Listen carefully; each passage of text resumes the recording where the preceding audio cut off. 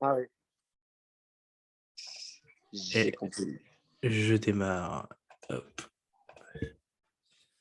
Alors ça, du coup, c'est l'US 30. Je vais aller sur la crypto. Hop, hop, hop. J'ai juste quitté la caméra parce que j'ai pas beaucoup de bandes. Hop, Et je vais aller sur cet écran-là. OK, normalement, c'est bon. yes. Normalement, c'est bon. Alors, donc Bitcoin, il s'est passé pas mal de choses, n'empêche, depuis la dernière fois. Euh, la chose qui n'a pas changé, c'est qu'on est toujours sur le contexte inférieur. Donc, il y a ici cette borne-là. Alors, on est en train de créer une nouvelle borne puisqu'on est calculé par rapport au mois. La nouvelle borne est en train de se créer ici avec un début de borne aux alentours des 23 000 et une fin de borne aux alentours des 15 000. Donc, le contexte daily donc, est matérialisé par ce, on va dire, ce rectangle-là, en fait. Hop, ça ici, c'est donc le contexte daily sur lequel on peut travailler un petit moment avant de réagir, comme on a pu par exemple le faire ici. Là, on était en plein sur le contexte daily. On a eu un travail relatif du 20 octobre jusqu'au 10 novembre. Donc, ça a mis quand même un petit moment à travailler là-dedans avant d'avoir le retournement derrière. Bon, là, je ne parle pas d'un retournement, mais j'attends quand même une réaction par rapport à ce contexte en daily. On est toujours déséquilibré, c'est-à-dire qu'on est en dehors du canal de tendance ici, ce qui pourrait se rapprocher d'une sorte de bande de Bollinger pour ceux qui veulent faire le parallèle. Donc on en est toujours en dehors. Ce qui est pas intéressant aujourd'hui pour le prix, puisque l'objectif du prix quand même, c'est de pas rester déséquilibré, c'est de revenir vers des niveaux d'équilibre. Donc, niveau d'équilibre en daily qui serait matérialisé par ce niveau-là, mais qui est beaucoup trop haut à mon sens pour l'instant. Sachant qu'il y a deux grosses corrections à venir, enfin deux grosses impulsions à venir corriger. La première, c'est celle-là. C'est la première grosse impulsion qu'il faut qu'on vienne corriger puisqu'on ne l'a pas corrigée à aucun moment. Donc, il nous faudra quelque chose de plus gros, de plus important pour venir dire qu'on a corrigé ce mouvement. Et l'autre mouvement qu'il faudra venir corriger à un moment donné, c'est celui-là. Parce qu'ici, on a chuté en ligne droite sans aucune correction. Donc, il nous faudra au minimum quelque chose comme ça, voilà, une correction un peu plus développé si on veut continuer à chuter par la suite à ce niveau-là. Maintenant, on est quand même sur un contexte et sur un niveau assez psychologique qui, pour l'instant, arrive à tenir. Après, en 4 heures, il y a deux possibilités. Aujourd'hui, on a toujours ici notre impulsion et une correction ici. Donc, j'ai envie de dire, tant que le bas ici ne casse pas, on peut encore avoir une nouvelle impulsion sans aucun problème. Ça, c'est pas du tout exclu. Alors, il y a un écho. OK, c'est bon. Euh, Par contre, si on vient à casser ce plus bas ici, voilà, ça sera différent parce qu'on va recréer en fait une nouvelle structure. Ça aura été la correction et on aura un nouveau push vers le bas. Donc là, ce sera encore autre chose. Mais pour l'instant, je surveille vraiment le fait que ce plus bas la tienne et qu'on ait une impulsion, correction, nouvelle impulsion au minimum pour aller chercher les 38,2 ou les 50%. Et après, si on veut chuter, ben, on chutera. Mais au moins de mettre en place cette correction au minimum pour venir chercher le gap sur Bitcoin qui est ici. Alors, bon, ça va être compliqué d'aller chercher, mais ça serait bien de venir combler le gap entre les 27 et les 28 000, enfin presque 27 et 29. Parce que ce gap-là, ça fait quand même, enfin, c'est quand même un gap assez énorme qui va attirer le prix. Alors aussi, on a une différence entre le Bitcoin futur CME et le Bitcoin spot, parce que là, on voit l'énorme divergence qui a été mise en place par le prix ici. Là, on voit qu'on est en train de faire des plus bas sur l'oscillateur, on est très clairement en train de faire des plus hauts. On voit qu'on est en divergence totale. On a clairement ici un cycle qui attend de se retourner, c'est-à-dire qu'on est vraiment sur des niveaux bas en attente de retournement. Donc, pareil, voilà, sur le Bitcoin CME, On voit vraiment qu'on est sur des niveaux d'achat. On est en train d'étirer la corde par le bas. Et on voit aussi qu'on a cette borne de contexte qui est présente ici. Donc, j'observe un petit peu ce qui va se passer ici, mais j'attendrai bien un retour à proximité de cette zone-là pour venir dans un premier temps combler ce gap-là. Peut-être pas celui-ci parce qu'il est quand même situé beaucoup trop haut pour l'instant, aux alentours des 34-35 000. Ça encombré de repasser la zone des 30 000 sans vraiment la calculer, alors que c'était une zone très très importante en termes de support, donc elle le sera en termes de résistance. Par contre, les 27-28 000, c'est quand même un gap que j'attends avec beaucoup de sérieux, on va dire. Voilà. Donc pour le Bitcoin Spot, on est donc sur cette conclusion. Pareil, hein, au niveau des oscillateurs, bah, on a des signaux d'achat. On est très clairement ici, on n'a pas réussi à passer encore la ligne de cycle. Donc la ligne de cycle, c'est la ligne en pointillé ici. On n'a pas encore réussi à la passer. Pareil, on est bloqué encore par les lignes ici, donc les deux moyennes de cyclicité qui nous bloquent aussi ici, qui ont bloqué à ce niveau-là. Il faudra les passer. Si on voit que sur l'oscillateur, on arrive à... Alors, hop, tac. Si on voit sur l'oscillateur qu'on arrive à casser ces deux lignes-là avec l'oscillateur, hein, les lignes qui se mettent à descendre comme ça, qu'on arrive à les casser ici, ça serait vraiment un super signal pour au minimum voir l'oscillateur revenir sur la zone des 50 et donc avoir une réaction sur ces niveaux-là, ce qui pourrait nous permettre d'avoir un pullback assez important sur Bitcoin. Voilà, c'est ce que je surveille et pour l'instant, même en weekly, on n'a pas plus d'infos par contre en weekly. En weekly, tout ce qu'on pouvait voir, c'est effectivement l'énorme zone de vente ici qu'il y avait. Et là, pour l'instant, on est surtout en train de mettre en place un nouveau cycle baissier. On voit que la ligne de cyclicité s'oriente vers le bas, les deux moyennes de cyclicité aussi. On a également une sorte de trendline qui est tracée algorithmiquement qui nous permet de suivre le prix, hein, ce qui est l'équivalent de cette trendline-là sur le graphique. Et là, on voit qu'on arrive quand même sur une fin. Bon, on s'approche d'une fin de cycle et de mouvement sur l'oscillateur, puisqu'on arrive vraiment vers la borne basse ici de l'oscillateur du TDI. On arrive vers la borne basse. Et donc, plus on va s'en approcher, plus on va commencer à avoir le petit rond vert ici qui va se mettre en place pour nous dire qu'on commence à rentrer sur un cycle d'achat. Et donc, si on voit Bitcoin corriger légèrement et continuer de chuter pour revenir aux 13-14 000, on pourrait justement avoir l'oscillateur du coup qui se retrouve dans cette zone pour nous annoncer le mouvement de correction, comme on aurait pu avoir ici et qu'on a pu avoir là quand on était vraiment déséquilibré. Mais ça, c'était 2017. Il y a eu plusieurs phases, hein, 2016-2017. Voilà. Donc ça, c'est les points à surveiller donc pour le weekly. Et pour le daily, c'est toujours la même chose.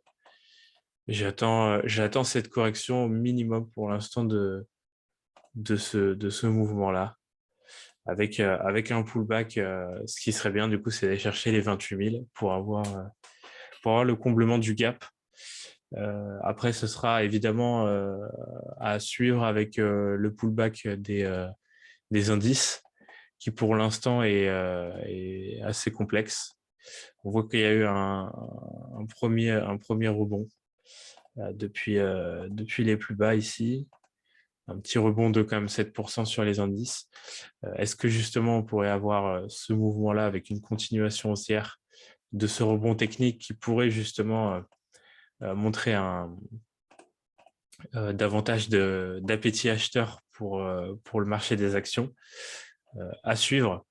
Mais toujours est-il qu'il faudra avoir un rebond technique aussi sur les actions si on veut avoir un visuel clair sur le rebond technique des cryptos. Je ne les vois pas rebondir indépendamment l'un de l'autre. Donc voilà, il va falloir faire attention à ça. Il va falloir faire attention à ça. Et après, en termes de clôture, je crois que la clôture trimestrielle, donc, elle est passée. Donc, on est dans une nouvelle bougie trimestrielle. Après, ce qui est intéressant de voir, c'est la bougie 12 mois, donc la bougie annuelle, ici. On voit quand même que c'est vraiment pas très, très beau. Donc, on peut imaginer que, bon, déjà, la bougie de 2021 est pas très, très belle, hein. On a quand même une énorme mèche de rejet.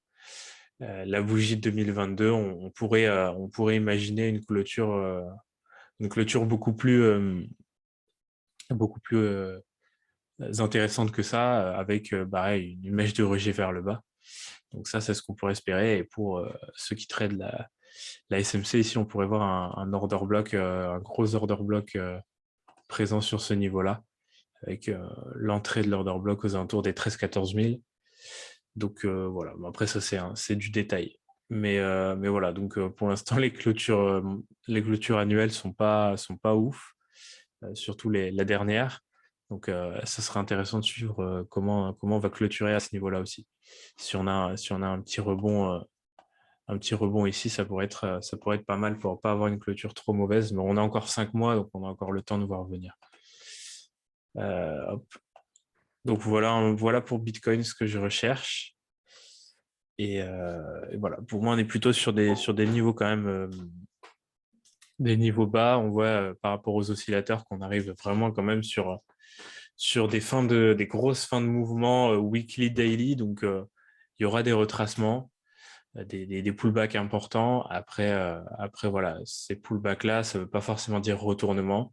Ça peut être des corrections beaucoup plus importantes qui prennent du temps pour revenir sur les 38-40 000 et ensuite rechuter et puis remonter derrière. Enfin, ça peut prendre encore du temps.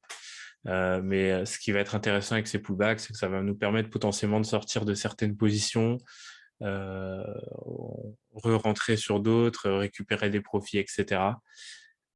Donc voilà, ça va être une période d'accumulation weekly, daily, monthly assez longue qui va nous permettre du coup d'accumuler les bons projets en prévision de ce qui pourrait se passer dans le futur.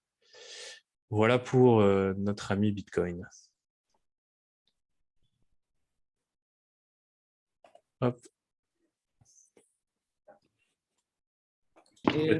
Lohan, excuse-moi, j'ai une question par rapport Ouais. à ce que tu montres. J'ai de la peine à comprendre, en fin de compte, tu dis qu'il pourrait y avoir un retour, ou c'est ce que toi tu espères, aux alentours des 27, 28. C'est juste ou j'ai mal compris? Si, c'est ce que j'attends, moi, personnellement.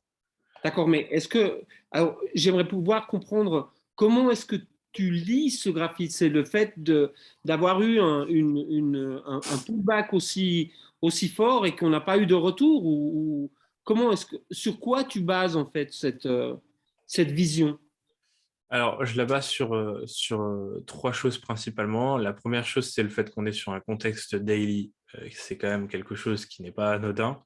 D'accord? La deuxième chose, c'est qu'on est en déséquilibre. Donc, on ne peut pas évoluer en déséquilibre indéfiniment. C'est pas possible. À chaque fois qu'on a on a des déséquilibres, on les corrige. C'est ce qu'on avait fait par exemple ici, ce qu'on a fait par exemple là, ce qu'on a fait ici. On l'a corrigé légèrement, mais on est reparti en déséquilibre tout de suite après. Voilà, ce que j'expliquais dans plein de lives, hein. Là, pareil, ici, on était en déséquilibre sorti du canal de tendance, on a réintégré derrière. Donc, contexte plus déséquilibre, je suis même étonné que le pullback, il n'ait pas été déjà fait. Ensuite, on est sur un seuil psychologique, un niveau psychologique. Les 20 000, c'est un niveau rond qui est psychologique. Mhm. Donc, ça joue également. Les oscillateurs me donnent également des niveaux d'achat. Donc, on me dit surtout pas de vendre ici. Je suis sur une fin de cycle vendeuse, une fin de cycle vendeur. Je suis sur des signaux d'achat. Je suis sur des divergences en plus petit time frame. Donc, je suis pas du tout sur des setups de vente. Et après, autre chose qui me pousse à avoir cette vision-là. Bon, déjà, on est très éloigné de l'équilibre, hein. L'équilibre est à Mhm. 42 000, on est très très loin de l'équilibre, c'est pour ça qu'on est déséquilibré. Et surtout, on a toute une impulsion ici qui n'a jamais retracé. Parce que ce mouvement de retracement-là, c'est du 4 heures, mais c'est pas du daily. On peut pas dire qu'un mouvement d'une si faible amplitude et d'une si faible, comment dire, durabilité dans le temps, je ne sais pas comment dire ça, peut être du daily. Ce n'est pas du daily, ça c'est du 4 heures. Oui, ça c'est du daily, ce mouvement-là. Et donc, j'attends au minimum une correction de tout ce mouvement. Et en 4 heures, on a ce mouvement-là également qui n'a pas corrigé. Donc, il y a une correction 4 heures au minimum à avoir et une correction daily plus importante à avoir. Donc, ça me pousse à voir ce scénario-là, sachant qu'en plus de ça, sur le Bitcoin CME, tu as des gaps à venir combler sur des niveaux, à savoir les 28 000 et les 34-35 000. Les gaps, ils sont vers le haut, ils ne sont pas vers le bas. Donc, voilà. Et après, si tu veux, par exemple, voir potentiellement ce qui serait, tu vois, ça c'est une correction daily. Idéalement, si on pourrait avoir un truc comme ça se mettre en place, ce serait bien. Une vraie correction daily de tout ce mouvement-là, une correction de tout ce mouvement-là, avec une correction qui mettrait du temps, mais avec plusieurs mouvements. Alors, je ne dis pas que ça va répéter cette structure-là, ça peut être beaucoup plus court, ça peut par exemple s'arrêter, ça peut s'arrêter ici, et après directement là, on chute. Mais l'idéal, ce serait d'avoir une vraie correction daily qui se développe et qui prend du temps et qui est par rapport à la time frame daily. Tu vois, là, c'est une correction qui a mis presque 100 jours. 100 jours, ça fait à peu près, à peu près 3 mois, enfin un peu plus de 3 mois. Là, ça serait l'idéal pour du daily. Ça c'est une correction qui a mis une trentaine de jours, un mois, donc c'est très clairement une correction 4 heures. Là, il nous faut une correction beaucoup plus longue, puisque le prix, de toute façon, ne peut pas chuter indéfiniment. Il y a un moment donné, on va devoir se stabiliser, récupérer voilà, une correction, retourner dans un équilibre, avec ici l'équilibre qui va se mettre aussi à descendre, donc se rapprocher de l'équilibre. Et après, on décidera, le marché décidera si le consensus a été trouvé sur le prix du Bitcoin. Donc, dans ces cas-là, peut-être avoir une reprise haussière avec la mise en place d'une nouvelle tendance haussière, ou alors, on considère que la situation n'a pas changé et le prix du Bitcoin continuera de chuter par rapport à ça. Mais il nous faut le développement d'une structure plus importante. D'accord. Lohan, donc, si j'ose encore te poser une question, comment est-ce que tu bases sur le timing, on va dire? C'est-à-dire, tu vois une correction, mais tu penses que tu viens de parler de quelques mois, une centaine de jours. Comment est-ce que tu fais cette analyse? Ah, mais le timing, la durée de temps d'une correction, tu ne peux pas le savoir. C'est D'accord. impossible. C'est impossible. C'est le truc que tu ne peux pas prévoir. Tu peux prévoir, par exemple, une zone dans laquelle le prix pourrait s'arrêter de corriger. Donc, c'est les zones de retracement. Par OK. exemple, ces zones-là, et boum, le prix se met à chuter. Ça, tu peux l'anticiper, tu peux essayer de le prévoir, mais rien ne dit que ça va être le cas. Donc ça, c'est une possibilité, mais tu peux pas savoir combien de temps la correction va durer. La correction, elle peut durer, une correction daily, ça peut juste être on monte ici, on travaille un peu et on chute. Mais ça peut être beaucoup plus long, comme j'ai montré tout à l'heure, où on peut Ouais. monter, corriger, de nouveau monter, corriger encore, chuter, hop, hop. Ça peut être très, très, très long, en fait. On peut carrément créer un range, parce que là, on pourrait le qualifier de latéralisation, donc une sorte de range sous forme de latéralisation. On peut très bien installer de la valeur ici et créer un range à l'intérieur de cette zone. Donc ça, tu peux pas le savoir combien de temps le marché va rester dans une zone à travailler. C'est impossible de prévoir ça. OK. Merci énormément. Hop.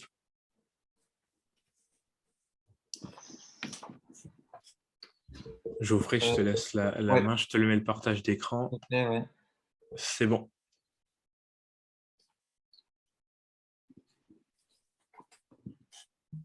C'est bon? On voit bien mon écran là? Ouais, nickel. Donc du coup, pour Ethereum, donc Lohan a fait une très bonne explication et du coup, je ne vais pas non plus répéter tout ce qu'il a dit. Donc du coup, là, on est revenu sur un niveau intéressant où on était revenu chatouiller les points hauts ici où on avait rebloqué suite au premier down de 2017. Donc là, ici, on est venu rebondir, ça c'était intéressant. Et depuis les quelques mois où cette correction était en train de s'établir sur notre mouvement baissier, je vous avais dit que il était probable, pardon, que ce soit un mouvement weekly et qu'on ait du coup cette impulsion baissière avec une correction ici qu'on avait eu en baissier. Ça, on l'avait détaillé un peu plus. On était sur les plus petites unités de time frame. Et donc, du coup, ça nous aurait fait un A, B, C pour ensuite avoir ici un canal descendant et se retrouver toujours dans notre mouvement weekly où on aurait cette impulsion en A, cette correction en B pour une nouvelle impulsion en C. Voilà, donc ça, aujourd'hui, c'est un scénario qui suit son cours, qu'on avait anticipé il y a quelques mois et qui pour l'instant se passe bien. Donc voilà, donc pour l'instant, voilà. Là, moi, c'est vrai que comme Lohan, pour moi, on est sur un très bon point bas. On a ici en weekly un momentum baissier ici dans ce nouveau point bas qui est moins important que celui-ci. Donc on voit qu'on a un essoufflement des vendeurs. On voit ici la courbe du MACD qui commence à pivoter et on voit qu'elle est sur le moment du coup, de repartir un peu à la hausse. On a ici aussi le RSI du coup, qui est sous la bande des 30, donc on est clairement dans une zone très basse. Donc si ensuite on va en daily. Donc en daily, ici, pardon, on a fait quelque chose de pas mal par rapport à ce qu'on s'était dit il y a 2 semaines. Donc là, ici, on attendait quand même que le prix aille chuter jusqu'à l'order block 4 heures. Le prix s'est arrêté sur la zone d'imbalance, ça arrive de temps en temps. Et du coup, on avait dit qu'on allait attendre cette sorte de... Alors, on va aller en 4 heures, on le verra mieux. Voilà, on avait dit que cette consolidation latérale, même plutôt diagonale, c'était une figure d'essoufflement de prix quand on a une belle structure avec des belles impulsions, des belles corrections et puis une belle impulsion ici que vous voyez en ligne, une nouvelle impulsion et puis ici on est en saccadé et qu'on fait des points plus bas mais sans de grosses impulsions et qu'on voit qu'on est en essoufflement, c'est une figure de retournement de tendance. Et donc du coup, on avait dit à surveiller la sortie de ce canal, donc vraiment sortir de ce canal avec des belles bougies haussières avec pas mal de volume. Là, on voit qu'on a eu quand même un bon regain de volume par rapport à tout ce qu'il y avait eu précédemment. On est sorti du canal et on est venu ici retoucher, alors pas retoucher pile poil, mais dans l'idée, c'est qu'on est revenu sur ce niveau-là. Donc là, aujourd'hui, on est sur un prix qui est en train de nous refaire une sorte de consolidation. Donc on est entre les 1003 et les 900 $, mais on voit que la zone des 50% à peu près de ce range, elle est autour des 1000. Et on revient, comme dit Lohan, sur la zone des 1000 qui est une zone psychologiquement très importante. On est sur un chiffre rond, et donc voilà, les gens ils surveillent aussi cette zone-là. Donc là, ici, sur notre mouvement, on voit que le MACD il est à plat. On est vraiment autour de la zone des zéros. Le RSI se rapproche de la zone des 45, donc on est aussi dans la zone de neutralité du RSI. Donc c'est assez intéressant. Donc peut-être un signe d'accumulation et du coup avoir un prix qui continue de ranger et peut-être qui va ressortir vers le haut. Donc là, ici, pour repartir un peu sur ce que Alain se posait comme question, donc effectivement, là, ici, par rapport à, pareil, ce qu'on avait dit la semaine dernière, c'est qu'on avait bien vu que sur le daily, on avait eu cette impulsion baissière, on a eu cette correction ici, qui s'était établie de janvier 2022 à mai 2022, donc quasiment 4 mois. Contrairement à celle-ci, on voit que la taille de cette impulsion est beaucoup plus importante que la taille de cette impulsion. Donc cette impulsion, c'était forcément un mouvement inférieur, donc du 4 heures. Et donc là, ici, on voit bien, suite à cette impulsion, le prix n'est même pas revenu encore aux 50%. Et du coup, on voit ici que par rapport à ce plus bas qu'on avait eu ici et ce nouveau plus bas qu'on est en train de faire, on aperçoit déjà, pardon, tac, on aperçoit déjà ici sur le MACD, on commence à apercevoir une divergence. Donc on a la divergence, pour rappeler, on a un momentum ici qui perd en intensité, voilà, pour les vendeurs. Et ici, on a un point bas qui est plus bas que l'autre. Donc en fait, on a une inversion. On a des bas de plus en plus bas Sauf que ici, sur notre momentum, on a des momentum de moins en moins importants, ce qui fait une divergence. Donc, premier signal de retournement de tendance. Ici, du coup, sur le RSI, c'est pareil. On voit qu'on a cherché les zones de bottom et on est sur des niveaux équivalents. Alors, on n'a pas vraiment de divergence, mais on voit qu'on n'a pas fait de plus bas, donc c'est plutôt bon signe. Donc là, ici, qu'est-ce qu'on va attendre? Du coup, dans un premier temps, il va falloir qu'on attende de voir comment le prix réagit à ce niveau-là. Donc, ce qui est intéressant de voir, c'est que si on repart sur notre structure 4 heures, du coup, dans un premier temps, il va falloir que le prix aille corriger notre structure en 4 heures, donc c'est-à-dire cette dernière impulsion. Donc, ça équivaut exactement à la même chose que pour Bitcoin. Donc ici, on voit qu'on a quand même pas mal de zones d'imbalance. Donc, on voit qu'on a eu cette zone-là d'imbalance, mais ça correspondait quand même à cette grosse zone qui a fait beaucoup de travail. On a aussi une grosse zone d'imbalance qui se situe ici. Voilà. Et voilà, ça va être les zones intéressantes de voir où le prix va réagir. Et du coup, si on met notre Fibo sur la dernière impulsion, qui a fait casser les plus bas, on va voir que cette zone-là correspond tout simplement voilà, à la zone des 78,6. Alors, la zone qui est intéressante, bien sûr, c'est toujours entre les 50% et les 78,6. Mais voilà, dans un premier temps, ce qui serait intéressant de voir, c'est si jamais notre structure ici, elle revient, elle travaille et qu'elle revienne sur cette zone-là. Alors là, ici, c'est là qu'il va falloir faire attention. Donc là, ici, on avait notre plus bas. Donc ça, c'est un plus bas qu'il ne faut absolument pas casser. Mais après, quand on dézoome sur la structure et qu'on se met sur du daily et qu'on va voir à gauche, voilà, ici, on voit qu'on a encore la zone d'imbalance, elle n'a pas été comblée à 100%. On est sur un order block en 4 heures. Et donc, du coup, il est possible que soit ici le prix revienne et qu'on vienne chercher un léger plus bas jusqu'à cette zone-là, les 800 $. Ça, c'est toujours un scénario qui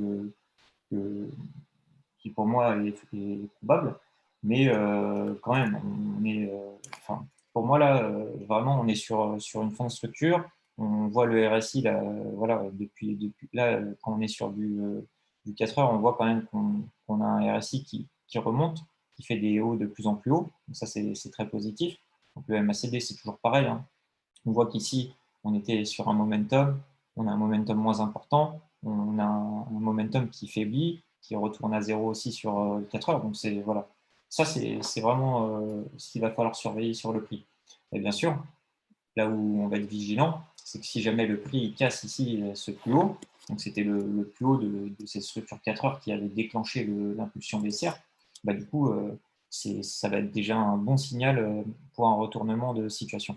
Mais voilà, dans un premier temps, ce que je vous dis, c'est qu'on va surveiller la structure en 4 heures et on va attendre de voir ce que fait le prix. Mais naturellement, ici, on a fait une sacrée impulsion, on vient corriger en latéral.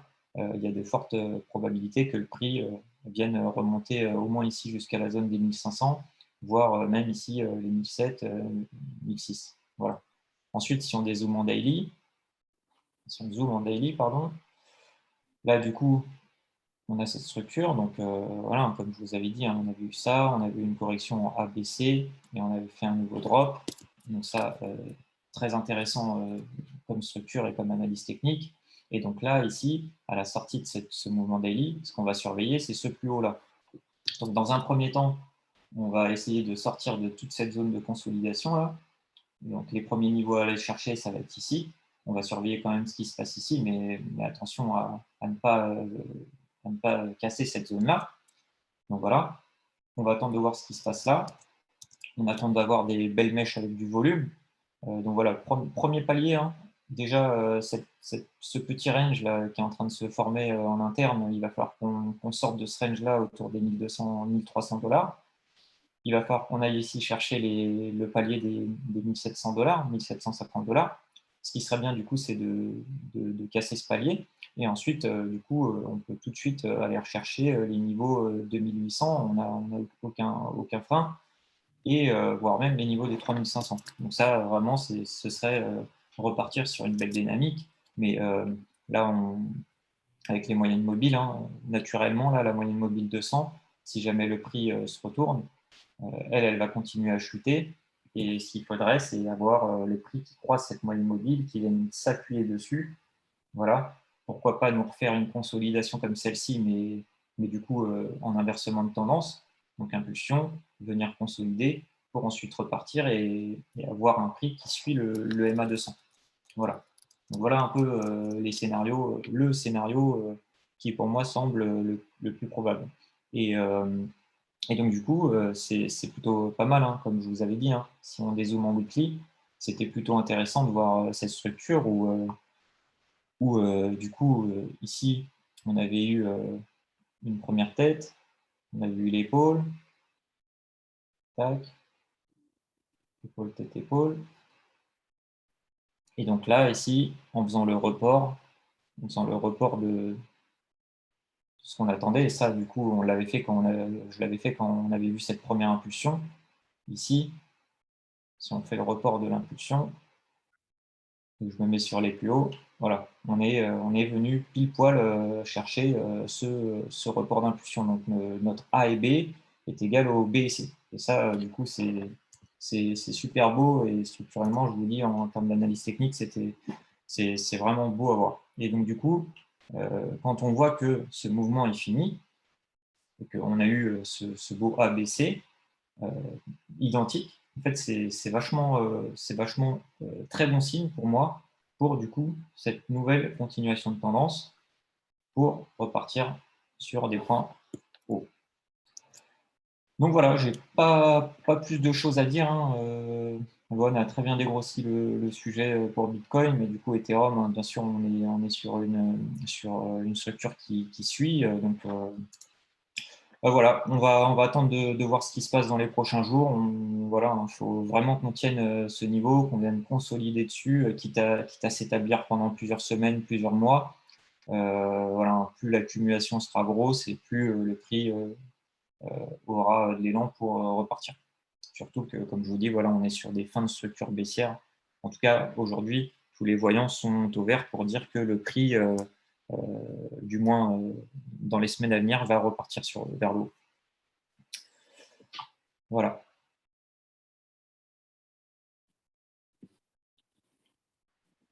Ok. Bah, pour ma part, c'est super intéressant. Est-ce que, bon, comme d'habitude, hein, je me posais la question, on en parle souvent par rapport à l'Ether. Est-ce que vous pensez que par rapport à ce qui est en train d'arriver avec l'Ethereum, ça peut justifier que le prix soit plus intéressant que le Bitcoin? Tu parles pour Ethereum 2.0. Oui, oui. Après, tu sais, l'Ethereum 2.0, on a eu quand même déjà les news positives qui sont sorties il y a quelques semaines déjà. Donc pour moi, enfin, j'ai pas envie de te dire que c'est déjà pricé, mais l'effet positif de l'annonce, pour moi, est déjà passé. Donc pour moi, le live d'Ethereum 2.0 ne fera pas une grosse différence. Les gens, ce qu'ils aiment bien trader, c'est surtout l'annonce. L'annonce d'une bonne news, Ok. l'annonce d'une mauvaise news, ça se trade. Mais je pense que quand Ethereum 2.0 sera live, le prix aura déjà été pricé. Je pense que c'est vraiment que tout ce qui est macroéconomique qui va faire en sorte que les prix vont pousser vers le haut. Voilà. En fait, pour moi, et c'est vrai ce que dit Geoffrey, et pour moi, il y a 2 points. Le premier, c'est que tu as la macro sur l'instant T qui fait que dans la tête de tous les opérateurs de marché, il n'y a que ça qui compte. La plupart des gérants de fonds sont en cash aujourd'hui. Oui. Donc, c'est pas une volonté de ne pas investir, c'est une peur d'aller investir dans un contexte qui n'est pas bon. Donc ça, effectivement, ça va prédominer sur le court et moyen terme. Par contre, je pense que la mise à jour Ether 2.0, même si maintenant on l'appelle plus comme ça, tu rajoutes une brique macro sur la fondamentale Ether sur le long terme. C'est-à-dire que même si ça ne se reflète pas sur le prix à court terme, sur le prix à long terme, ça va avoir une conséquence parce que c'est comme si tu rajoutais un XP supplémentaire à ton personnage dans un jeu. Tu vois, tu débloques un truc supplémentaire. tu vois, il devient plus intéressant ton personnage. Bah, c'est un peu l'idée en fait. Mais sur le court terme, peut-être que ton personnage ne sera pas meilleur, mais sur le long terme, il va acquérir une certaine rareté, une certaine utilité par rapport à ce que tu auras débloqué. Et pour moi, je le vois vraiment comme ça. Je ne m'attends pas à une grosse réaction sur le court terme. Par contre, sur le long terme, quand il va s'agir de pricer le réel prix d'Ether, on se dira, attends, le réel prix à l'époque, c'était 4 000 $ ou 3 000 $ en fonction du consensus. Là, on se dira, attends, il y a quand même un truc qui s'est rajouté en plus qui fait que on n'est quand même pas sur n'importe quoi, tu vois. Donc, est-ce que le réel prix, le consensus, il est de nouveau à 3 ou 4 000? Est-ce qu'il n'est pas vraiment plus haut, tu vois? Donc ça, ce sera à ce moment-là. Mais pour l'instant, on n'est pas du tout sur la volonté de pricer vraiment le prix réel d'un actif. On est sur une situation particulière faite de peur, d'incertitude, ce qui fait qu'aucun actif, enfin, très peu d'actifs sont réellement bien pricés aujourd'hui, tu vois. Ok, j'aime bien cette vision. C'est vrai que j'aime bien ça. Je vois que on a Emmanuel. Est-ce que j'oserais te demander ton avis? Bonjour. Ravi d'être avec vous. C'est tellement rare que je puisse me connecter en heure thaïlandaise. C'est vrai. Quel honneur de t'avoir parmi nous. Ouais. Bien, salut à vous, en tout cas, bon dimanche. Je pense que Loan et Geoffrey ont dit l'essentiel sur la partie offre et demande en fait par rapport à la situation macro. Parce que là techniquement, je pense que vous avez dû en parler à maintes reprises, mais techniquement, s'il n'y avait pas cette situation macro, j'ai jamais vu autant de signaux d'achat, moi, de ma vie. J'ai jamais vu autant de signaux d'achat sur BTC et ETH, jamais. Tout est réuni. Les MMA 200, les RSI en mensuel, mais j'ai jamais vu ça. Mais malheureusement, je fais attention quand même. Moi aussi, j'ai un peu de cash. J'y vais pas franchement parce que c'est le Zoom qu'on fera ensemble tout à l'heure. Hein. C'est de décrypter toutes les analyses, les regrouper ensemble pour essayer de comprendre pourquoi aussi on ne repasse pas et on ne fait pas de V-bottom en ce moment. On n'en fera pas. On ne peut pas en faire. Il y a le crash Covid, on le fait parce qu'il y a les prêts à taux zéro, tout était fait pour ça. Là, on ne peut pas en faire. Mais après, fondamentalement, par contre, je pense que oui. Alors, en valorisation, il ne passera jamais Bitcoin. En capitalisation, c'est possible. C'est possible à long terme par rapport à l'utilisation de l'Ethereum. Et comme du coup, il va y avoir 80% d'Ether normalement qui seront bloqués dans la blockchain quand tout fonctionnera bien dans le mainnet. Si on est toujours sur l'offre et la demande, oui, mathématiquement, c'est des méga halving en fait, 2.0. C'est que si tout se met bien en place, on va avoir des Ethers qui seront. Il y aura 80% d'Ethers en moins en circulation. Alors après, ça va prendre du temps, comme le disait Loan il y a un instant. Ça va pas se les halvings, si vous regardez bien, les halvings, c'est jamais pricé du jour au lendemain. Le jour où il y a le halving en mai 2020, là, on était tous présents, je crois, ici. À peu près, il n'a pas doublé du jour au lendemain. C'est insidieux, ça prend du temps. C'est une inflation qui est inscrite dans le marbre, mais qui prend du temps par rapport à la demande. Mais là, ça va être pareil. Par contre, ça peut être très puissant quand même. Moi, il faudrait regarder même avec Loan et Geoffrey en extension Fibonacci. Moi, j'ai une target, je ne sais pas pourquoi, elle me revient souvent. Je vois un Ether à 12 000 $ quand tout ira bien, qu'on sera de nouveau en bull market pour ces raisons-là. Mais oui, ça va prendre du temps, mais oui, ça peut être qu'une bonne news pour les terres fondamentalement sur le long terme. En tout cas, on est nombreux à attendre ça aussi pour ces raisons-là. Oui.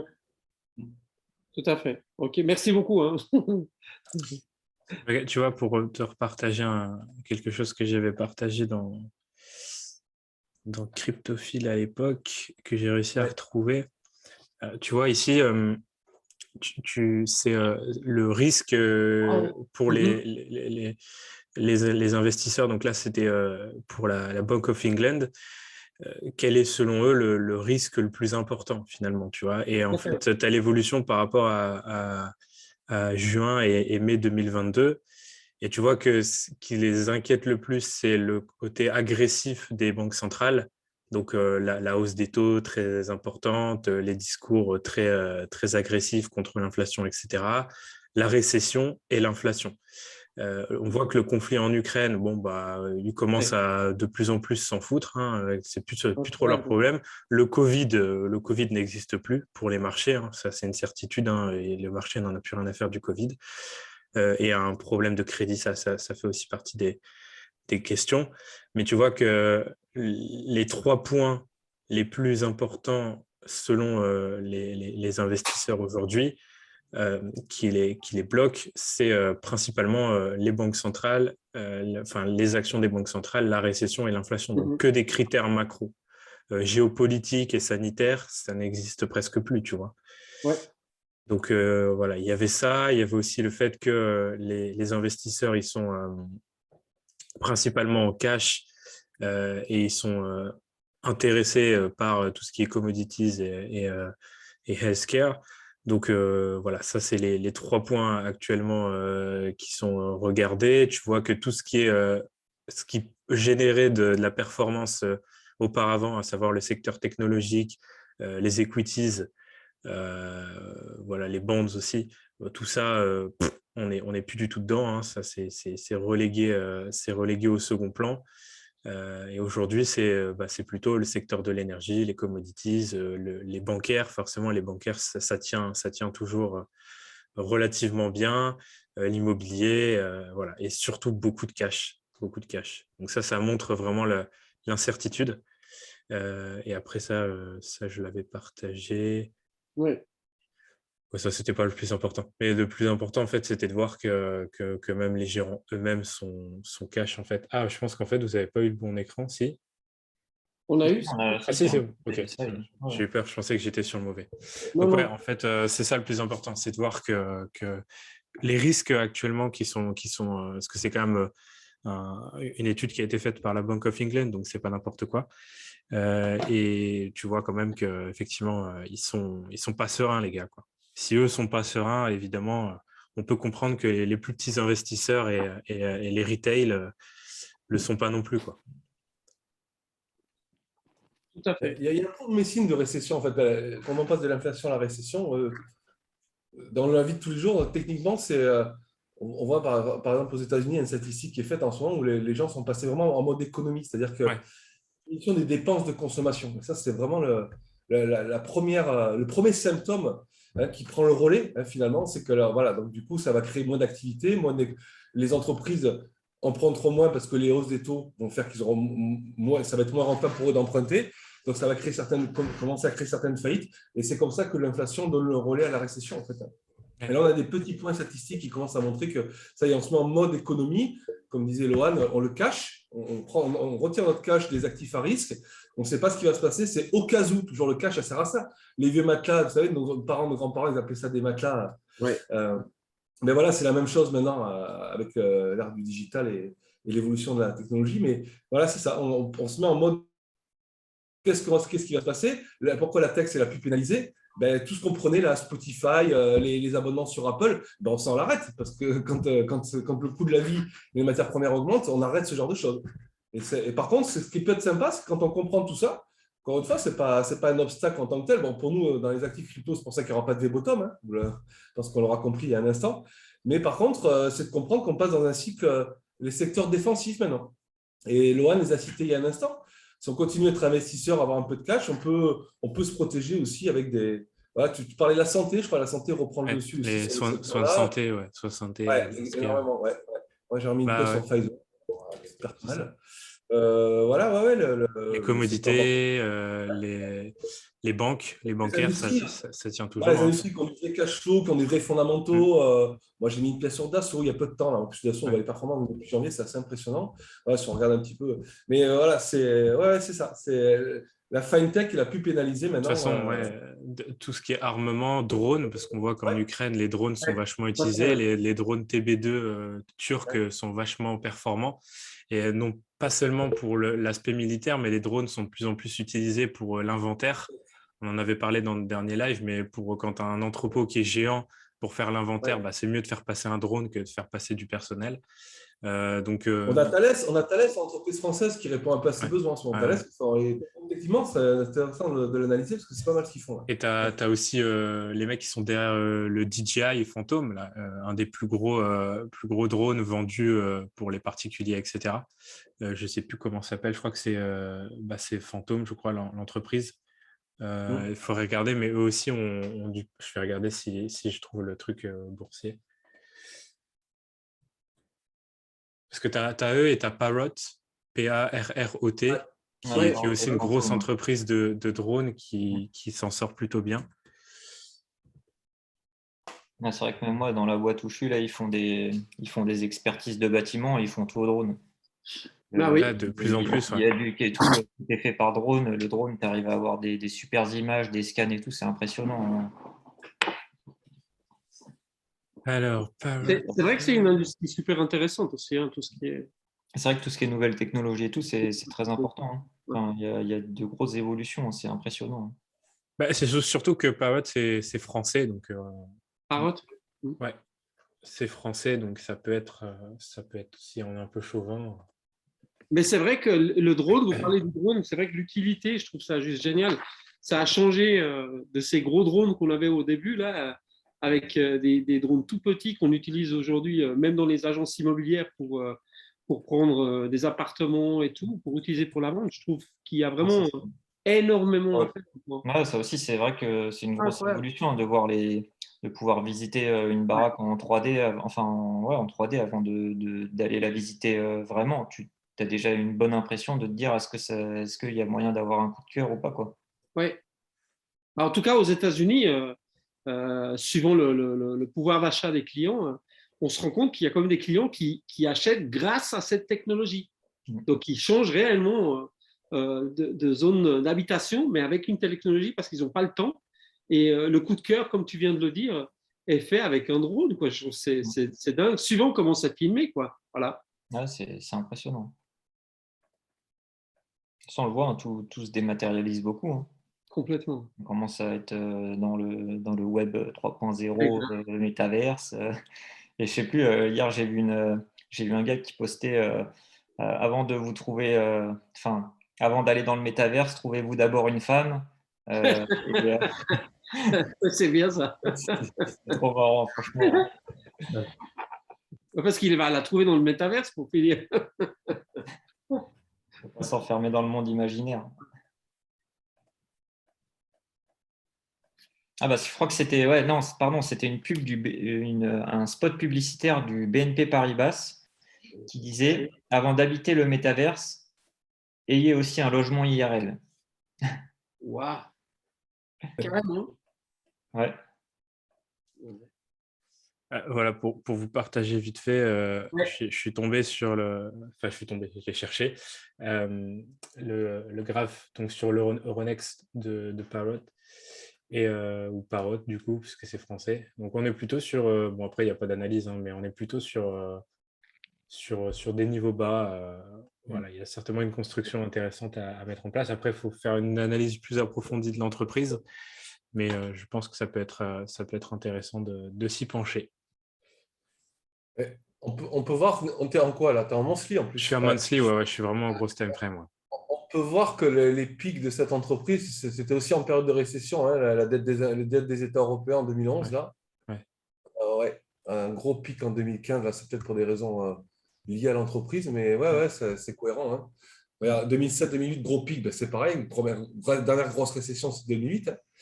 Donc, c'est aussi des secteurs qui sont très prisés dans ces périodes-là. Et puis là, Wave Trading France, il te dirait running flat. Ouais, acheter. Bah, c'est vrai, hein, techniquement, t'es sur les Ouais. points bas, hein, donc On a plus pour de ma chances de tête. gagner d'argent que d'en perdre. Voilà. Si on peut parler de façon triviale, là, Oui, plus de chances d'en c'est gagner ça. que d'en Après, perdre. après la perte, ce serait un actif qui descend à zéro, quoi. Ouais. Mais bon, Comme tu dis, après, effectivement, l'entreprise au sein même de son Ouais. évolution, il y a moins de chances de se tromper là. Ouais, c'est c'est ça. intéressant.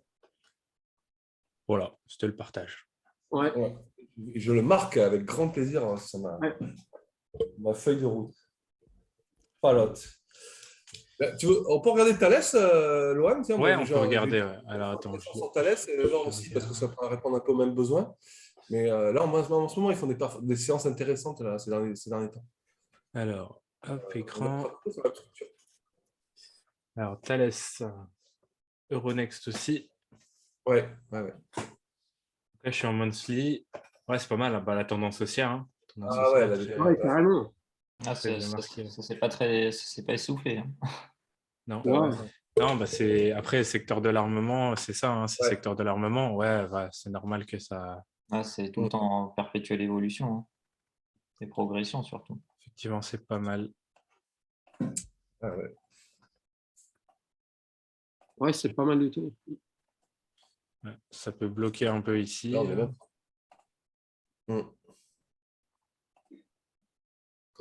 Ça s'est mis à décoller quand, là, il y a un an, à peu près, hein, de nouveau. Ouais. En 2020, ouais. Ouais, c'est Non, ça, on a fait- 2020, 2021, mais fin 2021 pour la grosse impulsion là, qui est venue casser le top. Comme le décollage des cryptos. Hein. Ouais. Mm. Non, c'est pas mal. C'est pas mal du tout. On pourrait regarder quelle est la part de l'industrie de l'armement dans le CAC 40. Est-ce que j'ai ça Parce que tu sais, tout est découpé, tu as les produits. Faut que je regarde si je trouve ça. Tac, tac, tac,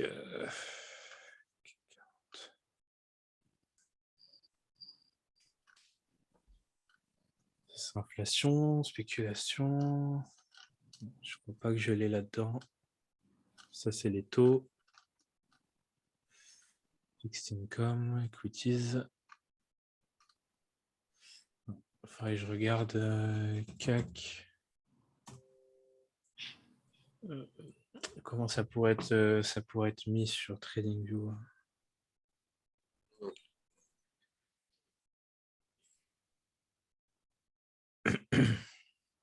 C'est pas évident à chercher. Non, je vois pas comment ça pourrait. Parce que tu vois, tu as.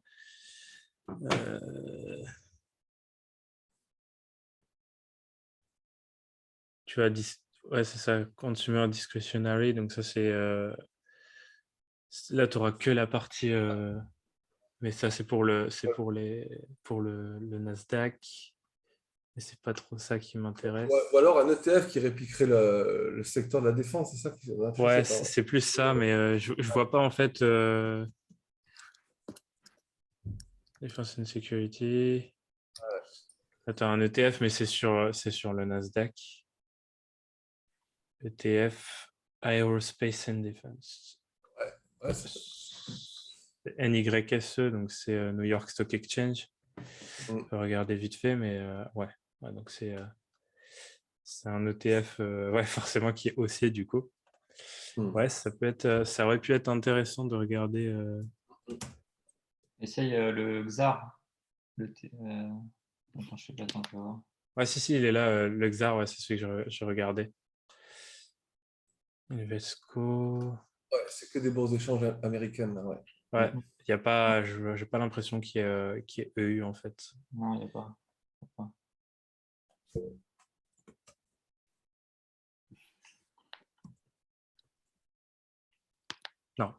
Non, il y a que. J'ai l'impression qu'il y a que pour les marchés US. Bon, c'est pas très grave, mais ça aurait été intéressant de voir la part là-dedans. Parce que en fait, tu peux faire des spreads sur TradingView avec. Là, par exemple, tu as tu as le CAC 40, qui est l'indice CAC 40. Cash ici, donc pas le futur, le cash. Et ici, j'ai un spread avec les plus grosses entreprises qui composent le CAC 40, donc qui est ici. Donc tu vois que tu as du L'Oréal, tu as du Airbus, tu as du Sanofi, etc. Et en fait, le spread te permet, en fait, comme tu as souvent dans un indice, tu as quelques entreprises qui font une grosse partie de l'indice, qui représentent une grosse partie de l'indice. En fonction de l'analyse technique que tu vas faire sur ton spread avec ici les 5 plus grosses entreprises du CAC, tu peux avoir une analyse un peu plus poussée sur les mouvements du CAC 40, parce que tu vois qu'il n'y a pas énormément de différence quand tu passes de l'un à l'autre. Ouais, tu pourrais faire un peu comme en crypto, une market cap, en excluant Bitcoin et Ethereum pour voir ce qui reste un peu dans la Ouais, dynamique. c'est ça, en fait, c'est ça, tu fais ta propre market cap, en fait. Ouais. Et tu peux faire pareil, là, tu as l'US 30, pour le DAX, pareil, tu vas avoir les plus grosses entreprises, les plus grosses entreprises allemandes. Et ça, c'est plutôt pas mal. Et après, tu as le VIX propre à chaque indice. Donc, tu as le VIX pour le VIX classique, celui qu'on connaît tous. Tu as le VXN pour le Nasdaq, le VXD pour le DAX. Ouais. Ah non, le DAX. Pour le DAX. Non, pour le Dow Jones, ouais. Pour le DAX, c'est le DVX ici. Donc, en fait, ils ont chacun leur propre VIX. Mais le VIX qui est principalement regardé, c'est celui pour le S&P 500. Celui qui est beaucoup regardé, c'est celui-là.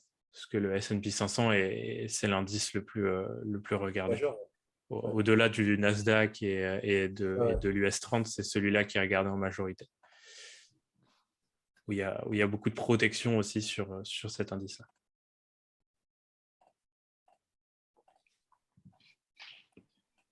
Mais il faudrait que je regarde. Je sais que Laetitia Bonaventura, là, je ne sais pas c'est quoi son nom de famille, mais à chaque fois qu'elle fait des analyses, elle prend beaucoup elle séquence beaucoup les différentes parties des indices.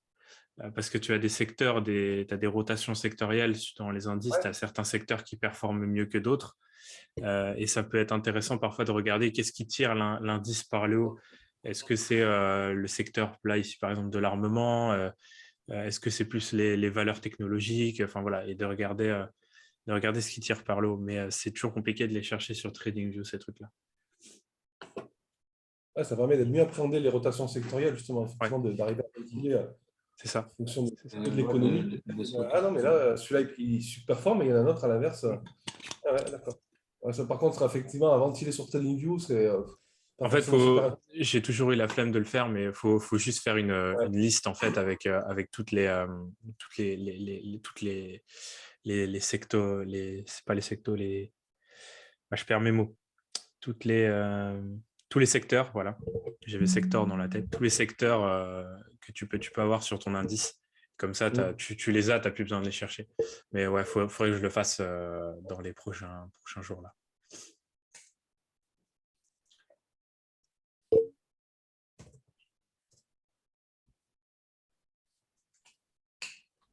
Bon, alors, la question qui a été peut-être déjà posée par les auditeurs ici présents, alors que vous avez demandé à Loan et Geoffrey, est-ce que le marché s'est stabilisé? Parce qu'avant qu'il remonte, il faut déjà qu'il se stabilise. Ouais. Et si c'est le cas, est-ce qu'il va se stabiliser là à 19,20 sur BTC ou est-ce qu'il peut aller plus bas? Si oui, on a tous une fenêtre à 14,15 quand on analyse un peu les graphiques, c'est la prochaine zone de liquidité.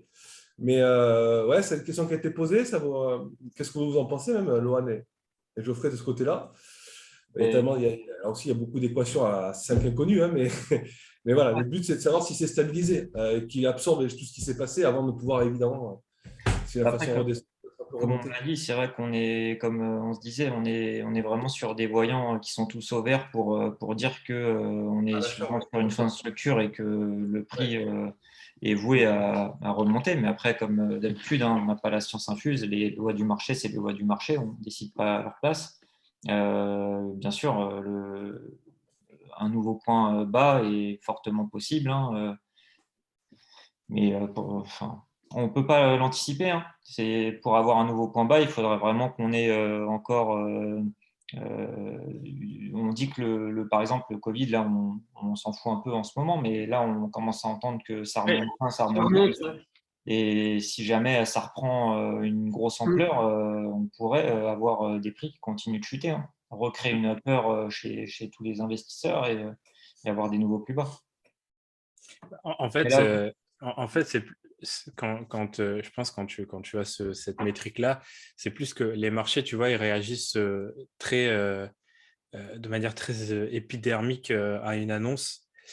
Par exemple, le Covid, dès qu'il y a eu l'annonce des vaccins, le marché il s'est dit ça y est, c'est bon, c'est géré, tu vois. On a eu les indices qui ont explosé à la hausse, etc. Et pareil pour la guerre en Ukraine, quand il y a eu l'invasion de la Russie en février, tu as eu vraiment une chute des marchés très importante. Je me rappelle, tous les matins, ça chutait dès qu'il y a eu des ouvertures. Et puis, au bout de quelques semaines, les marchés, c'est comme s'ils avaient oublié, en fait. Et c'est souvent ce qui se passe. Le seul truc, c'est que là, ce qui se passe actuellement, ça dure dans le temps et c'est pas un élément ponctuel. Mais du coup, le Covid, je pense, ça aura, s'il y a l'annonce d'une nouvelle vague ou quelque chose d'assez important, ça aura, je pense, le même impact. Ça aura un effet peut-être assez important sur un court laps de temps et le marché va très vite digérer Non, c'est ça, c'est vraiment. En fait, c'est on price les annonces, en fait. C'est juste ça en ce moment. C'est ça. Ouais, c'est du pricing de ce qui n'est pas attendu, tout comme quand tu as Powell qui va dire tiens, l'économie américaine, elle est très très bien préparée pour réagir à une récession. Il y a une réaction très forte à la hausse en se disant c'est très positif. Et après, on arrive sur des niveaux sur les indices où en fait on se dit non, on ne peut pas aller plus haut que ça parce que la situation, elle est quand même catastrophique et ça rechute derrière. Donc, tu as toujours une Ce qu'on a réaction vu, comme là, c'était ça. intéressant, la Ouais. construction, le rebond technique était très beau sur les indices. Bon, on n'a pas Ouais. du coup, on n'a pas été très corrélé sur les cryptos, enfin beaucoup plus timoré. Et derrière, correction à nouveau, effectivement, ouais, ça correspond à ça. Peut-être qu'il faudrait une nouvelle vague sanitaire pour avoir ce spike, hein, qu'on est dans le jargon, qui pourrait Ouais, peut-être faire enfin dire ça y est, on va racheter le Bitcoin, on est sûr que c'est le prix c'est son bottom, c'est celui-là qu'on attendait. J'ironise un peu, mais pourquoi? Ça peut peut-être non, mais c'est vrai, déclencher une. Non, c'est possible. au moins on aura eu le double bottom ou le bottom Ouais, plus bas que le précédent et on aura purgé une bonne partie de tous ouais. les ordres limites. Et voilà, rebond, on repasse au niveau de la zone d'accumulation et hop, on repart plus haut. Ouais. Alors, par En tout cas, rapport à les ta... liquidations vendeuses ont l'air de se calmer un petit peu, par contre, quand même, sur les marchés. Ouais. L'ours a l'air de se fatiguer un petit peu. C'est clair, de toute façon, c'est ce qu'on disait tout à l'heure pour répondre à ta Ouais. question. Moi, je mettais en avant, c'est le fait qu'on arrive sur une borne de contexte basse, c'est-à-dire que le contexte nous permet de cadrer le prix. Ici, on a quand même un cadrage du prix qui est quand même intéressant. Et c'est exactement cette borne de contexte qui nous avait repoussé ici à la hausse. Ici, on avait créé un déséquilibre, on était en plein bull run, donc forcément, c'était propice à ça. Mais ici, on arrive quand même sur une borne basse qu'on a très rarement touchée sur Bitcoin, qui est quand même un niveau assez important. Également, ce que j'ai expliqué, c'est qu'on est en déséquilibre. On est sorti complètement du canal de tendance qu'on pourrait rapprocher à une sorte de bande de Bollinger. Et sauf que quand on en sort, comme on est à 90% à l'intérieur de ces bornes-là, quand on en sort, on a tout le temps des corrections de prix, en fait. On réintègre, on essaie en tout cas de réintégrer les bornes au-delà de revenir sur un niveau d'équilibre. Notre niveau d'équilibre, il est quand même ici, il est aux alentours des 40 000. Donc, en déséquilibre, on ne peut pas officier en déséquilibre éternellement. Il y a un moment donné où on va devoir corriger, sachant que, comme je le disais, toute cette impulsion-là ici, elle n'a jamais corrigé. C'est-à-dire que on ne peut pas considérer que ça, c'est une correction daily. Donc, on n'a eu aucune correction depuis cette correction qu'on a eue ici. On a chuté en ligne droite en daily sans corriger. Donc, on va devoir avoir une correction plus importante, mettre en place une structure de correction. Je prenais l'exemple du fait que au minimum, on pourrait avoir le même mouvement que celui-là, quoi. Si on veut une latéralisation et qu'on ne veut pas Partage, forcément monter, on pourrait Ouais, avoir un... on voit pas ton écran, Lohan. Je pense que tu Ah veux nous le mince, montrer. ah mince, en Ouais. fait, depuis tout à l'heure, je parle dans le vent. Pas dans le vent, on te suit Ouais. visuellement. Oui, Ouais. Ok, ouais. en fait, ouais. Du coup, je disais, je vais refaire plus vite. Du coup, le contexte bas est ici. Donc, c'est le même contexte qui avait bloqué le prix, par exemple, ici. Donc, qui nous permet de cadrer le marché. Et en fait, donc, on est sur ce contexte bas qu'on a très rarement tapé en daily sur Bitcoin. Donc, c'est quand même assez important. Pareil, on est en déséquilibre. Donc, on voit ici qu'on est sorti du canal de tendance, tout comme on l'avait fait ici, on a corrigé. On l'avait fait également ici. On l'a fait aussi à cet endroit-là, on l'a corrigé. Donc, on réintègre toujours ce canal de tendance puisque c'est là où le prix est la plupart du temps dedans. Pareil ici, on a réintégré derrière. Là, on est vraiment en déséquilibre total. On est en sortie totale de ce canal de tendance. Donc, ça justifie aussi le fait qu'on est vraiment déséquilibré. On a une grosse impulsion ici, comme je disais, qui n'a pas corrigé, puisque ça, c'est une correction H4. Ici, on a une correction H4 en termes de fractalité. Là, on a une correction daily. Donc, il nous faut au minimum ça ici pour corriger ce dernier mouvement, ce dernier mouvement baissier ici. Donc, comme j'expliquais, ça pouvait se matérialiser de cette manière-là. On pourrait avoir un mouvement similaire qui se mettrait en place ici, qui serait assez long et assez dégueu, mais au moins, on pourrait dire qu'on a corrigé ce mouvement ici. Donc ça serait intéressant, sachant que on a quand même ici, j'expliquais tout à l'heure, on a quand même deux gros gaps à venir combler. Un gap sur Bitcoin entre 27 et 28 000, qui est quand même assez énorme, et un deuxième gap entre 34 et 35 000. Donc ça, c'est des gaps qu'on doit venir chercher. Et à l'inverse, et en même temps, sur les oscillateurs, on n'a jamais été aussi favorable à l'achat. Ici, j'ai des fins de cycle vendeuses, donc on arrive sur des fins de cycle vendeuses. J'ai des signaux d'achat sur les oscillateurs en daily. En weekly, ce qu'on voit, c'est qu'on arrive vers une fin de cycle ici vendeuse. Donc, il y a encore un peu de marge, on pourra encore chuter un peu, mais on est vraiment proche de la borne basse pour cette fin de cycle vendeuse. Donc, on arrive quand même aussi sur des niveaux très intéressants.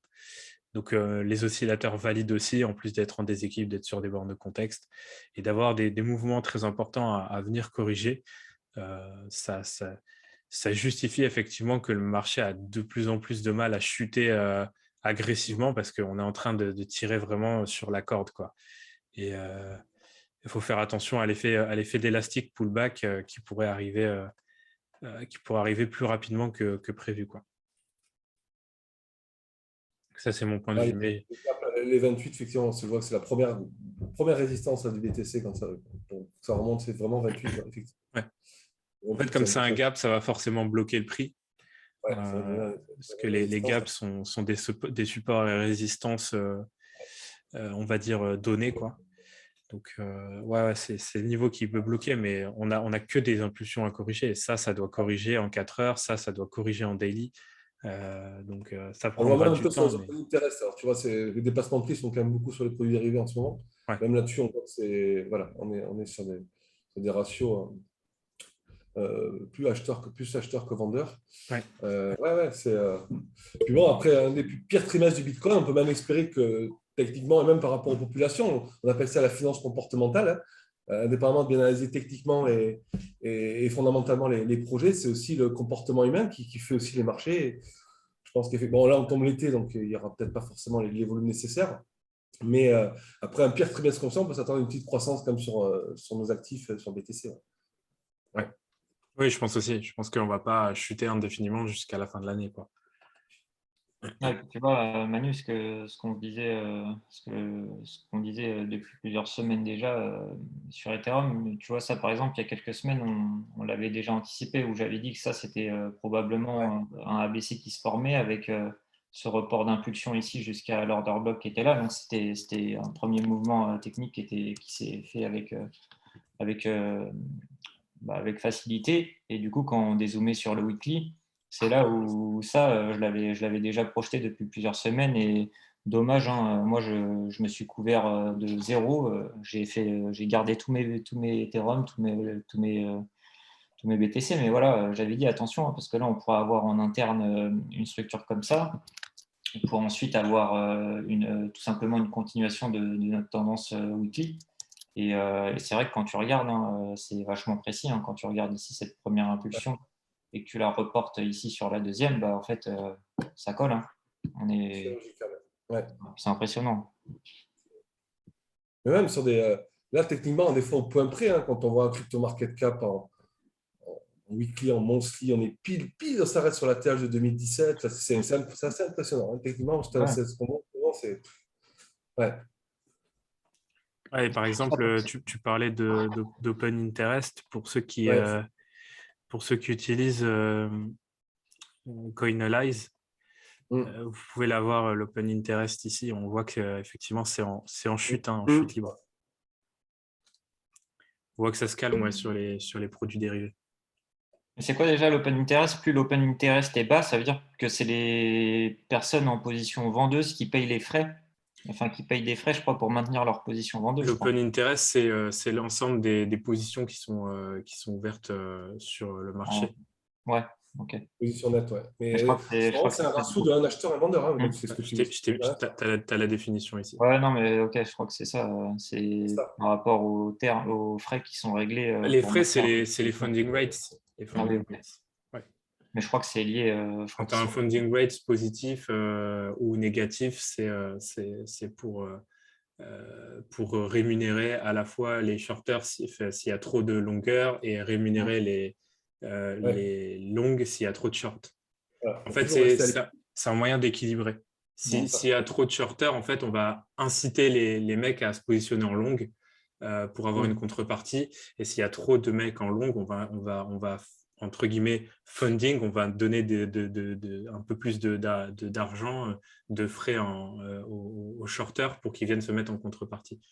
Et les funding rates, je crois que tu peux les avoir aussi là-dessus, mais je pense que ça dépend du broker. Je crois, ouais, ok. Mais j'aime pas l'affichage, en fait. J'aime bien les affichages en ligne. Là, tu vois que le funding rate, c'est plutôt positif. Ok. Donc voilà, mais on voit aussi au niveau des volumes que c'est en train de descendre légèrement aussi au niveau des volumes. Il y a moins de volume que sur cette période-là de baisse. Après, on arrive pendant les vacances, donc c'est assez logique. Mais on voit que ça shorte moins et ça ouvre moins de positions sur les produits dérivés. Et donc ouais, il y a peut-être une dominance du spot qui va pouvoir revenir, quoi. Je crois que c'est aggregated funding rate, ce qui est pas mal. Ouais, non, c'est la même chose. Donc voilà, pour ceux qui veulent utiliser, c'est gratuit. Il n'y a pas besoin de. Ouais, exact. Il n'y a pas besoin de. Après, si vous voulez plus de data, etc., il y a certainement des trucs que vous allez devoir payer, mais pour ce qui est open interest, etc., vous allez l'avoir gratuitement. Tu peux le retrouver. Alors, c'est pareil, il faudrait que je regarde, parce que moi, je suis abonné, donc je ne sais plus si c'est compris ou pas. Mais il y a quand même pas mal de parties sur Glassnode. Tu retrouves ce genre de métriques intéressantes. Hein. Je ne sais pas si elles sont gratuites. Funding rate, si, je pense. Après, tout dépend le nombre d'informations que tu veux regrouper. Évidemment, c'est là où ça devient payant. Mais funding rate classique, on va pouvoir le trouver gratuitement sur Glassnode aussi. C'est vrai que c'est pas mal. Studio Glassnode, ouais, je crois que c'est ça. Ouais. Le stock to flow, il s'est bien ramassé en termes de prédiction aussi, lui. Ah, le modèle de prédiction ne fonctionne plus là. Ouais. Le marché a trop changé, il ne fonctionne plus. Ça fonctionne. Moi, j'ai longtemps imité, représenté, et ça a fonctionné jusqu'en 2020, 2021 même. Et là, c'est un peu la difficulté, tu vois, c'est ce qui me met en résistance avec ce marché-là en ce moment, c'est le protocole Bitcoin, comment je l'ai compris dès le départ, et qu'en fait, maintenant, avec les produits dérivés, même le fait qu'il y ait cette rareté, cette inflation inscrite dans le marbre, qui est 21 millions de jetons, n'a plus beaucoup d'importance en fait sur son cours. Et là, c'est plus difficile en fait de redonner l'essence même du Bitcoin en ce moment par rapport à ça. L'offre et la demande n'a plus forcément la preuve. Là, c'est que là, il n'y a jamais aussi peu de volume, et pourtant, il y a des déplacements de prix incroyables, et c'est pas lié au spot. Donc, c'est pas lié, il n'y a pas d'offre, il n'y a pas d'acheteur, un vendeur, déplacement de prix qui est sain. Donc, c'est difficile, même sur des protocoles comme ça. Alors après, on se projette sur le long terme, mais on le voit. Moi, je le vois plus comme une valeur refuge qu'une monnaie maintenant. Le Bitcoin, c'est vraiment comme ça que je pense qu'il faut le comprendre. C'est pas une monnaie, il est trop volatile pour être une monnaie. Et en plus de ça, je vous dirais même que pourtant, je suis holders, donc justement, je ne m'inclus dedans. Si c'était une monnaie, ça doit être de l'énergie, ça doit circuler. Même la dette, c'est bon. Et donc, si on n'est que des holders et qu'on prend le Bitcoin comme ça, c'est pas sain. Donc, il faut plus le voir comme un rempart, en fait, comme une assurance. Moi, l'or, on l'appelle l'or digital parce que c'est sa meilleure définition pour ça. Hein. Mais ne le voyez pas comme une monnaie parce que déjà, c'est dommage de payer avec du Bitcoin. Et en plus de ça, s'il ne circule pas, et si on est des holders, la monnaie, ça doit s'échanger. Donc, normalement, le Bitcoin, comme on comprend, on ne les change pas, on le garde. Ouais, après, c'est effectivement le problème d'avoir fait rentrer les institutionnels dans ce marché. C'est que d'un côté, on était content parce qu'on disait il y a de la liquidité qui rentre et c'est ça qui a permis aussi, je pense, de driver une partie du prix à la hausse dans le bull run. Mais d'un côté, tu signes un pacte avec le diable dans le sens où derrière, tu leur donnes des clés de la maison. Et effectivement, quand tu leur donnes accès à des ETF, à des produits dérivés futurs, etc., et que tu as des bitcoins CME, le CME Group aujourd'hui, c'est là où tu as la plupart des produits futurs. Bon, tu sais que derrière, les mecs, ils ne vont pas avoir de soucis à utiliser un produit qui est fourni par le CME Group. Donc, d'un côté, c'est avantageux dans certains cas et dans l'autre, ça amène plus de difficultés. Et c'est clair que là où je pense qu'avant, les open interest ou tout ce qui se passait sur les comportements de ces produits-là, on s'en foutait un peu. Maintenant, sur les prochaines phases du Bitcoin, il faudra avoir ce regard-là. Et ça fait partie du jeu, quoi. Comme l'avantage aussi, c'est de s'intéresser un peu plus à la macro maintenant. Voilà, ça en parlant aussi tout à l'heure. Avant, on pouvait trader la crypto sans se soucier de ce qui allait se passer à Wall Street ou sur le SP500, on s'en foutait. C'était pas corrélé directement. Et là aussi, c'est la nouveauté.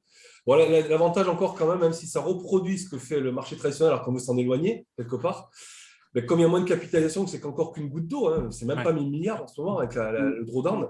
1000 milliards, c'est même pas la capitalisation d'Apple à elle seule. Donc, en fait, si on dit qu'Apple fait 3%, mais le Bitcoin va faire 7 ou 8 ou 10%. Donc, on va quand même encore continuer à exacerber ce que fait le marché traditionnel. Et quand on est trader, c'est ce qui est quand même encore enthousiasmant. Ouais, mais on clair. va faire la même chose.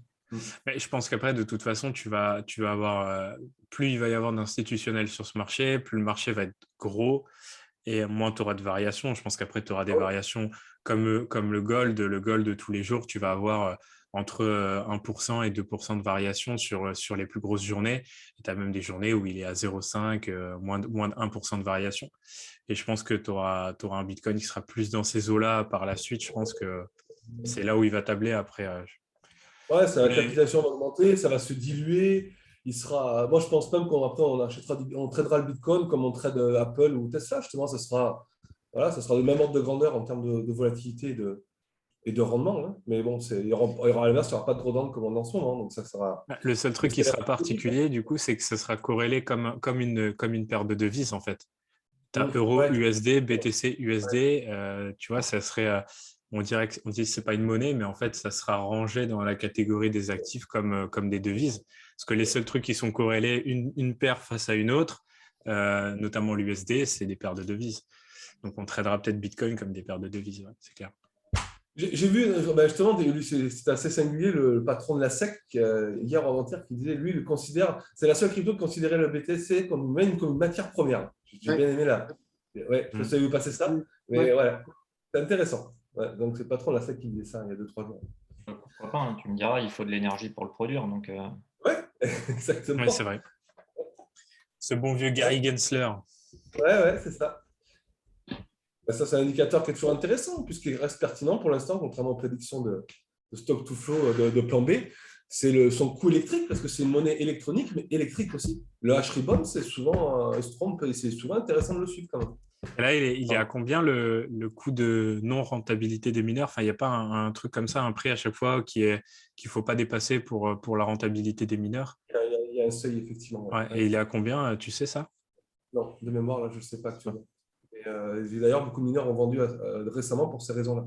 Ok. Ouais, il y a très peu de temps là. Je sais qu'il y a TK Mining qui publie souvent les courbes de ça, justement, mais Monsieur TK. Ok. C'est l'heure de montrer, Christophe. Ok. Ouais, moi aussi, je vais vous laisser. Je serai très content. Faut que je vous laisse. C'est sympa.